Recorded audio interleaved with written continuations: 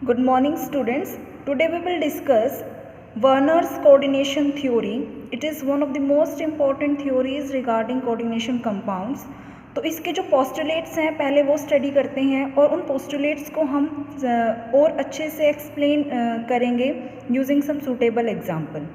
तो सबसे पहले एक postulate जो फर्स्ट है वो कहता है कि जो मेटल होता है उसकी दो टाइप की वैलेंसीज होती हैं, primary valency and secondary valency. Werner's coordination theory was given in 1983 and according to this theory every metal has two valency, primary valency and secondary valency. Secondary valency is fixed. Regarding primary valency is ionizable valency. Ionizable valency होती है और जो secondary valency होती है it is non ionizable. जो ये term है इनको हम डिफाइन करेंगे अभी और इनको स्टडी करेंगे अभी एक एग्जाम्पल लेके। Primary valency ionisable, secondary valency non ionisable. अब जो मॉडर्न हमारी सेंस है कि मॉडर्न जो हम स्टेटमेंट देते हैं, मॉडर्न स्टेटमेंट में हम प्राइमरी वैलेंसीज हैं उनको बोलते हैं ऑक्सीडेशन स्टेट, और जो हमारी सेकेंडरी वैलेंसी हैं they are known as coordination number. So for example if this is the complex CO ammonia 6.Cl3 octahedral complex है, तो उसके लिए इसका अगर हम स्ट्रक्चर देखें तो ये होगा CO ammonia 6 in coordination sphere .Cl3। तो यहाँ हम स्टडी करेंगे कि प्राइमरी वैलेंसी यहाँ कौन सी है और सेकेंडरी वैलेंसी कौन सी है। जो कोऑर्डिनेशन स्फीयर के बाहर है ये जो आयन्स हैं, कौन से आयन हैं? क्लोराइड आयन हैं। दीज आर आयनाइजेबल और यही आयन हमारे जो हैं किसको स्टेबलाइज कर रहे हैं, किसको सेटिस्फाई कर रहे हैं? हमारी प्राइमरी वैलेंसी को। और जो अंदर कोऑर्डिनेशन स्फीयर में हमें दिख रहा है 6 अमोनिया मॉलिक्यूल, जो ये 6 नंबर है, this is our secondary valency. तो secondary valency is coordination number in modern sense and primary valency is the oxidation state of that metal in modern sense. यहाँ देखो ऑक्सीडेशन स्टेट कोबाल्ट की आएगी +3, तो जो +3 ऑक्सीडेशन स्टेट है it is primary valency और coordination number 6 it is secondary valency. This primary valency is satisfied by 3 chloride ions. +3 है तो 3 chloride ions are present outside the coordination sphere to satisfy it.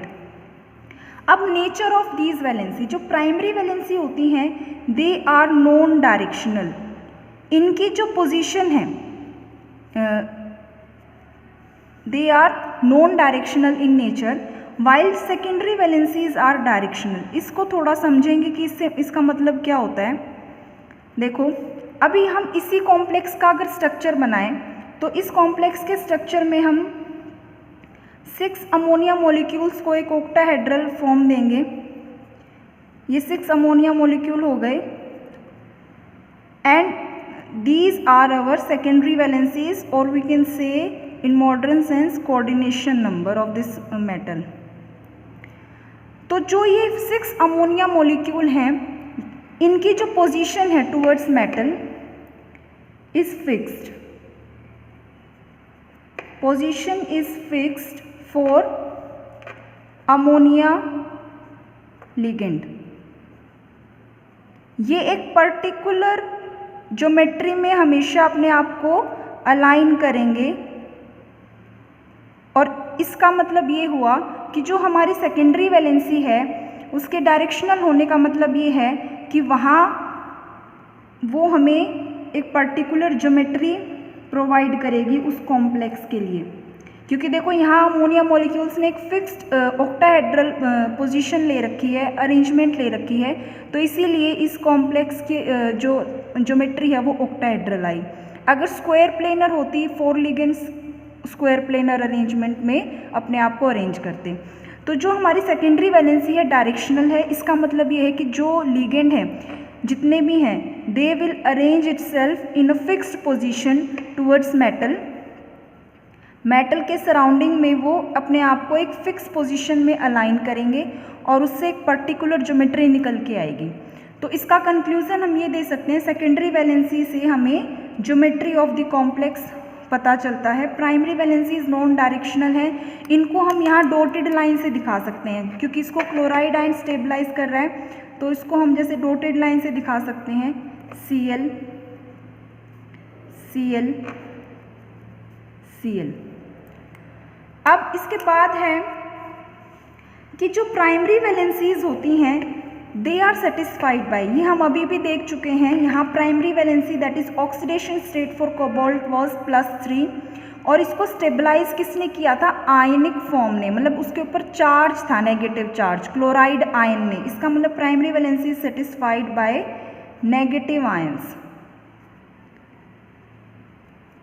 और secondary valency satisfied by, secondary valency coordination number, यहाँ ये neutral है, neutral भी हो सकता है, नेगेटिव चार्ज भी हो सकता है। तो secondary valency is satisfied by negative ions as well as neutral molecule. जैसे ये वाला एग्जाम्पल था, यहाँ ये था अमोनिया।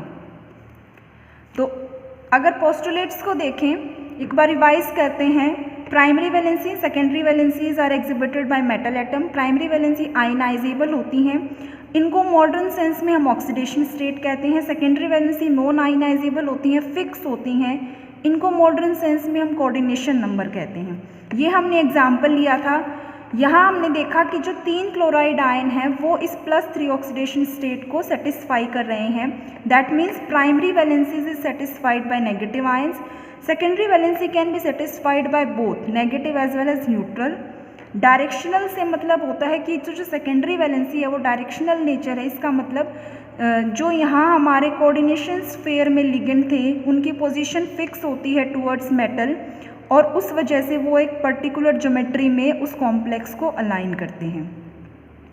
अब इसके बाद हम कोबाल्ट के कॉम्प्लेक्सेस की स्टडी करेंगे on the basis of Werner's coordination theory.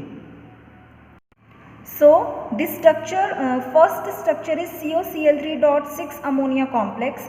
इसका ऑक्टाहेड्रल अरेंजमेंट होगा 6 अमोनिया मॉलिक्यूल्स के साथ, ये अभी डिस्कस हुआ था, वही है सेम .Cl3। तो जो ये है ये आयनाइजेबल पार्ट है, ये नॉन आयनाइजेबल पार्ट है, दिस इज नॉन आयनाइजेबल। तो यहाँ हमारे कितने आयन बनेंगे, 3 chloride ion, on ionization 3 chloride ion मिलेंगे और ये कोऑर्डिनेशन स्फीयर हमें एज इट इज मिलेगा। तो 3 ये और 1 ये, number of ions will be 4। Chloride ions precipitated with AgNO3।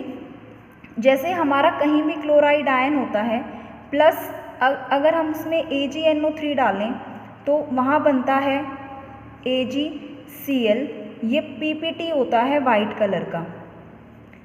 तो जो आयनाइजेबल क्लोराइड आयन होंगे उतने ही नंबर ऑफ मोल हमारा क्या बनेगा, AgCl बनेगा। तो कितने हैं यहाँ पे, 3 क्लोराइड आयन हैं, तो क्लोराइड आयन कितने प्रेसिपिटेट हुए विद AgNO3 विल बी 3, जो कोऑर्डिनेशन स्फीयर के बाहर हैं। और इसकी ज्योमेट्री कैसे होगी, ऑक्टाहेड्रल अरेंजमेंट होगी विद अमोनिया मॉलिक्यूल, जो हमारी सेकेंडरी वैलेंसी है या जिसको हम कोऑर्डिनेशन नंबर भी कहते हैं। और जो प्राइमरी वैलेंसी है उसको डॉटेड लाइन से दिखा सकते हैं, Cl Cl Cl।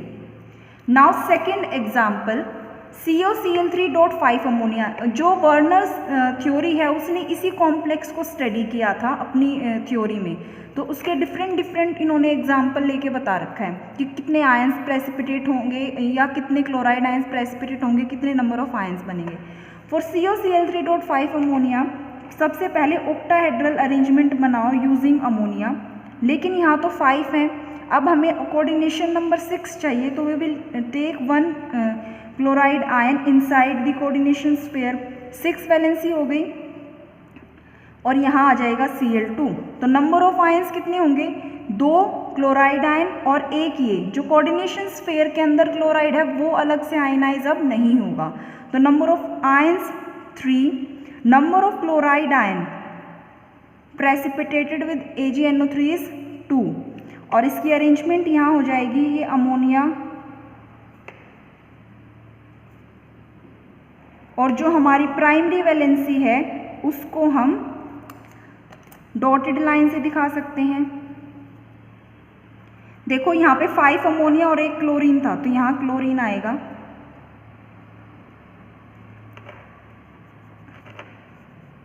और 1 क्लोरीन, ये जो ये 2 क्लोरीन हैं ये हैं जो outside the coordination sphere present हैं।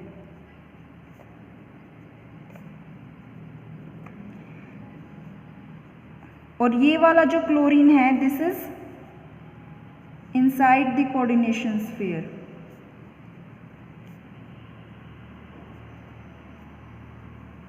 Now next one is COCl4.4 ammonia.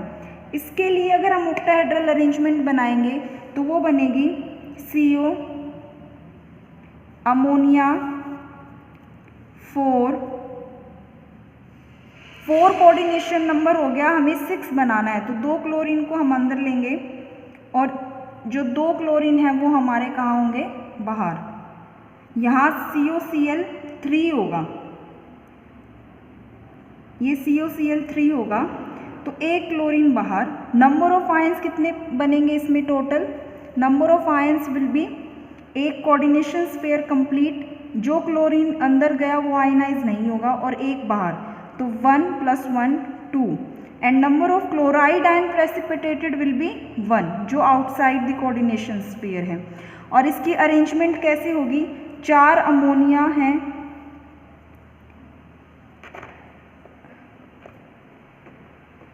अब 2 क्लोरीन है और 1 क्लोरीन हमारा कैसा है जो प्राइमरी वैलेंसी है, ये हो गया। Next compound is COCl3.3 ammonia. इसकी ऑक्टाहेड्रल अरेंजमेंट बनेगी जिसमें सारे chloride ion inside the coordination sphere ही आएंगे क्योंकि हमें सेकेंडरी वैलेंसी 6 को सेटिस्फाई करना है। तो कोऑर्डिनेशन नंबर 6 हो गया, 3 अमोनिया एंड 3 क्लोराइड। अब नंबर ऑफ आयंस इसमें कितने होंगे हमारे, नंबर ऑफ आयंस इसमें होगा ओनली 1 क्योंकि ये एक कंप्लीट हमारा सेट है कोऑर्डिनेशन स्फीयर का, बाहर कुछ है नहीं। और number of chloride ion precipitated कितने बनेंगे विद AgNO3, ये होंगे 0 क्योंकि सारे के सारे जो क्लोराइड आयन हैं they are inside the coordination sphere, वो आयनाइज अब नहीं होंगे, जो बाहर होता तो आयनाइज होता। तो यहाँ पे हमारी कोऑर्डिनेशन थ्योरी कंप्लीट होती है जिसने कुछ कंपाउंड्स को स्टडी किया और उन कंपाउंड्स को स्टडी करने पे ये बताया कि सेकेंडरी और प्राइमरी वैलेंसी यहाँ किस तरीके से सेटिस्फाई हो रही हैं। इसका स्ट्रक्चर भी यही होगा, ऑक्टाहेड्रल अरेंजमेंट होगी इसकी भी with 3 ammonia molecule and 3 chlorine atoms. So here we have completed Werner's theory. Second video regarding this will be experimental verification of Werner's theory. So the link will be provided in the description box for that video. Do check that video. Thank you, students.